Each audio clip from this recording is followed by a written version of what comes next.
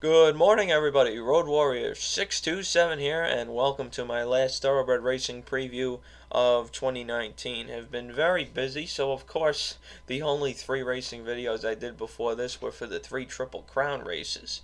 But don't think I'm just a casual racing fan. I follow NYRA every single day. You'll see that if you look at my very lambasting Twitter account about the NYRA stewards. But today we're going to be taking a look at the last Grade 1 race in New York for the entire year, and that is the Cigar Mile. So this is $750,000 and has tremendous implications on the Eclipse Awards for one very obnoxious horse named Maximum Security, who, if he did not decide to go crazy in the Kentucky Derby, would have this award locked up, and might have had it locked up a long time ago. But his disqualification there has brought Code of Honor into the picture, along with Code of Honor's recent success. Now, recent success except in the Breeders' Cup Classic. Now, I would consider it just a fluke. I wouldn't consider that loss, considering he went out to a new track that he hadn't been to before. I'd give him an excuse for that. Maximum Security got beat on his own track at Monmouth earlier on in the summer, so I can't give him an excuse for that. So to me, it's more even than what people think. But if Maximum Security wins this race and beats these older horses, he's a lock. I think if he finishes in the top three, he deserves it. Because while this field is not necessarily full of Grade 1 horses, it's full of good horses, plus some Grade 1 horses. So we're going to take a look through the field and see if Maximum Security can get beat today, as I am making this video the morning of. We're going to take the field in post-position order, starting with the number 1, Whitmore. He is a sprinter. Always has been a sprinter. The last time he ran a non-sprint distance, I believe, was the 2016 Derby. So he comes off the pace, and based on his figures, he's not the same horse he was, but he did put up that 105, which was the average of when he was really good sprinting last time out in the Breeders' Cup Sprint when he came on to get third. He definitely has a shot for third or fourth in this race, but almost all the field does. And at 8-1, do you really want him trying to get third or fourth in here?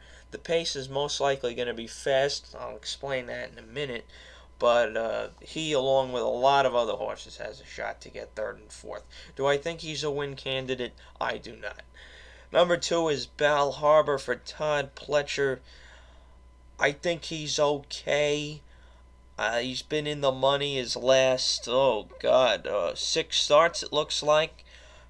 But both his 100 buyers, which are the two buyers that stick out to me, as it would to anybody in the Monmouth Cup and in the Woodward Saratoga, he was close to the pace, and they were both moderate paces. I think this horse might be a little dressed up based off those speed figures. He regressed last time to a 95, beaten 7 and change. Workouts haven't been great. I would like to stay away from him in here, despite Johnny riding and picking and choosing his mounts as he gets older and older. Still a great jockey. Still, to me, the best and wisest jockey in the land. I still don't think this horse has enough to even hit the board in here. Number 3 is Forewarned for Uriah St. Louis. Now, this horse has never run faster than a 94, but you gotta love Uriah St. Louis with the success he had with Discreet Lover and how consistent that horse was, and he finally picked up the big check in the Jockey Club Gold Cup last year. This horse, like Discreet Lover, except when things don't go well, he always seems to show up, get in the money. He's got those races, those mid-90s buyers that can get fourth in this race for sure. And unlike Whitmore, for this horse to get fourth, that's really going to boost up your super, because instead of being 8-1, this horse is going to be 30-1, probably more in this race, as the money just keeps flowing into Maximum Security. But we'll get to him shortly. Number 4 is Pat on the Back. Pat on the Back is one of my favorite horses in training. He's a New York bred, and he loves to get his picture taken. Now, I know a lot of people, including myself, put a lot of emphasis on wins. But I believe wins are important no matter who you're facing. How many times do you see a horse go off at long odds and he wins, and you look back in the past performances and he won his last race? It's a joke. Well, he's got the 103 buyer that puts him as a win candidate in this race, and that was in the Kelso. Now, he closed in, you could say he kind of closed into a fast pace. The fast pace in that race was 22-4, 45-3, 109-2. But did he really close? He was pretty much on top of it, at most a length and a half behind. He needs to step up his consistency in order to beat this field, because otherwise his highest buyer is a 99, which is still good, but it puts him short of the top contenders in this race. But at 15-1, I think he certainly is a value play. And number 5 is Maximum Security. What else can you say about him? Besides the disqualification, rightful disqualification in the Kentucky Derby, and losing to King for Day at Monmouth and the Pegasus, this horse is simply undefeated. He's put up 6 straight triple-digit buyers, including last time in the Bold Ruler. I was lucky enough to be there and witness that very good performance. 22-4, 45-1, 108-1, and wrapped up in hand in 120-3. That was just an amazing performance by Maximum Security, and somehow I actually clapped for him, because I'm not a fan of him usually, and I'm certainly not a fan of his trainer. But you have to respect him for what he is. He is the most likely winner, but we'll discuss why there's a chance he could get beat today. And that chance is the horse directly outside of him, number 6, Spun To Run. This horse, like Maximum Security, likes to show speed. He's a better horse, at least according to his figures, since he got beat by Maximum Security in the Haskell. A race where Maximum Security should have gotten disqualified again, mind you. But those 110 and 109 figures from that race at Parks and from the Breeders' Cup Dirt Mile, not a very strong Breeders' Cup Dirt Mile, they almost seem like anomalies, that they just stick out. This horse, when he was a maiden, was running buyers in the 50s to the 80s. Now, you could see a steady improvement, which I think is a testament to his trainer, Juan Carlos Guerrero. But you have to wonder, the jump in buyer figures, 14 points from the PA Derby to his next Parks race only 3 weeks later. Are those 2 races just flukes? Is there a bounce inevitable? Now, I'm not the biggest believer in the bounce theory, but that is a significant jump, and you have to wonder if this horse is tired. He's run a lot of races this year, at least, well, it used to be, this used to be the norm, to run 8 or 9 races in a year, but not anymore. You have to wonder if this horse might run out of gas. And at 5-2, I'm not as impressed with him as with Maximum Security. Spun To Run has been running 2-turn miles. Maximum Security is comfortable with the 1-turns. At least according to his last race. The Bold Ruler was not a run-turn mile, it was 7, but there's no, obviously if you watch the race, there's no problem with him getting the 8 furlongs. Let's move on to number 7, Nicodemus. He's such a cool horse. He doesn't miss the Super. He's very consistent in that category. I think he's just outclassed in this race. I think he can get up for 4th. I'm not going to put him 4th, but he needs a big step up if he wants to win. He did win the Westchester this year, which was a 1-turn mile, but it was over a sloppy track. Let's see his other win. Oh, he has a win over a fast track. So he has a chance to hit the board, but I don't think a good enough chance for me to put him in as far as my picks. Numbers 8 and 9, I kind of want to group them together. They are Network Effect and Looking at Bikinis. And the reason I want to group them together is for one simple reason. They have both run similar speed figures. They are both trained by Chad Brown. And besides Looking at Bikini in the Travers, where he was totally exposed, they haven't missed the board in all their career starts. So that's great. What's not great is they both need to step up in order to do anything in this race. Now, while I have respect for Chad Brown, and I like to rag on him a lot, these two horses, while they like to hit the board, have been facing much weaker competition. Network Effect has only one prep race for this race. It's an allowance at Aqueduct, which he won, but he wanted even money.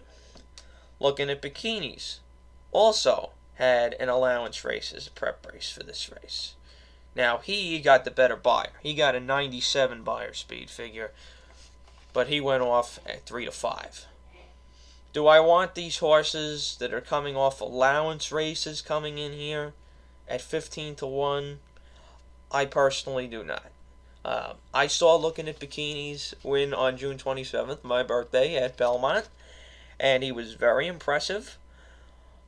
But it's not impressive enough to be able to beat this field. He ran that mile in 1:35 flat over a very fast track.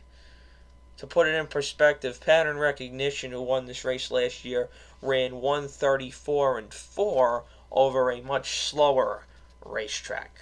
So we're comparing apples and oranges as far as the years are concerned, but to win a race of this quality, you need to run faster. Number 10, Tale of Silence, trained by one of the best people in racing, Barclay Tagg. He won one of the most thrilling races I've ever seen, the 2018 Westchester. 4 horses hit the line. This was right after the Kentucky Derby, the Justify one. And I said, screw the Derby. That was the race of the day. And he hasn't won a race since. It's really unfortunate to see. He is a cool horse. He's a war horse. He's been around for a while now. It's great to see him run often as opposed to a lot of other horses. He had a big layoff after that Westchester, had some kind of problem, but has run back this year and has not been able to find the winner's circle. He's been having a kind of circus of jockeys, and he's also been a circus of odds. Been many different odds in his different races based on class. As far as this race is concerned, though, I just don't see it happening. His one positive is he has great workouts coming into this race. 2 bullets out of his last 3, and then second out of 11 mixed in the middle of those 2. That is really impressive work, especially from Barclay Tagg, who usually does not force his horses to work that fast. He's kind of a more patient trainer, like Shug McGahee, if you want to compare trainers. So I expect this horse to run okay. I could see him getting 5th or 6th in this crowded 11-horse field. I'm not going to put him in my top 4, though. And number 11 is True Timber for Karen Mclaughlin. If you might remember, this horse kind of shocked the racing world when he finished 31 to 1 in last year's Cigar Mile. He finished 2nd, right behind Pattern Recognition.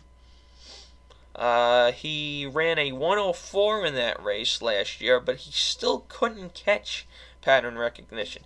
Now, Pattern Recognition ran 22, 45 and 3, and 109 and 3 in that race.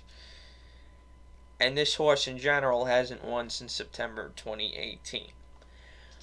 I try to find positives for every horse, and to me, that would be Mr. Bravo. Now, Joe Bravo has been riding this horse in most of his starts lately, but when Bravo comes up here to New York, you have to pay attention.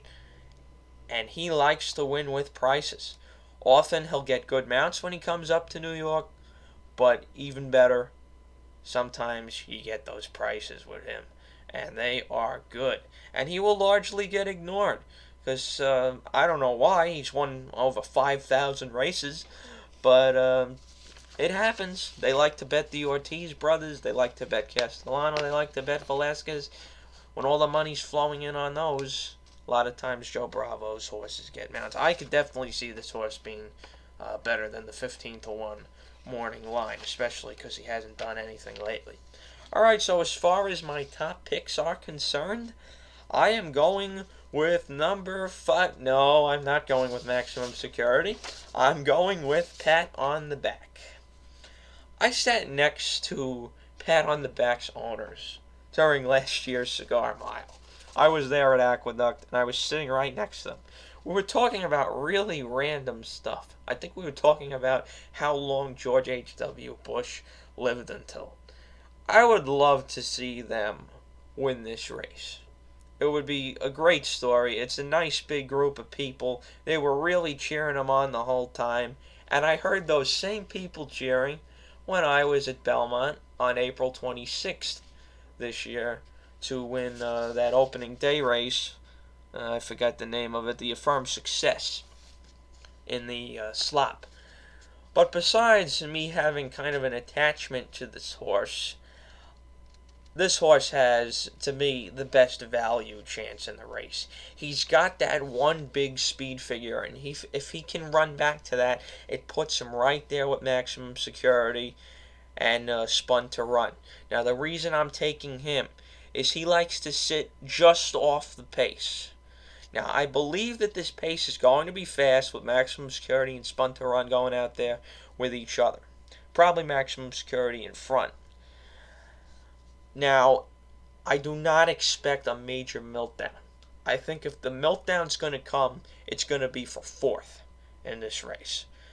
So, Pat on the Back sitting just off of those two, that's who I want as my long shot win candidate. So, Pat on the Back on top. I will say Maximum Security holds second from Spun To Run, who holds third. They kind of run 1-2 and then 2-3 around the racetrack as Pat on the Back passes them. And then for 4th, we're going to go with Forewarned. We always tend to see bombs fill out the supers in these big races. Don't tell me why. I have no idea. But Uriah St. Louis knows how to hit the board with some big prices, and he could really juice up that superfecta. So we're going to choose horses all right next to each other in the gate. 4, 5, 6, 3 for me in the last Grade 1 race of the year here in New York, the Cigar Mile.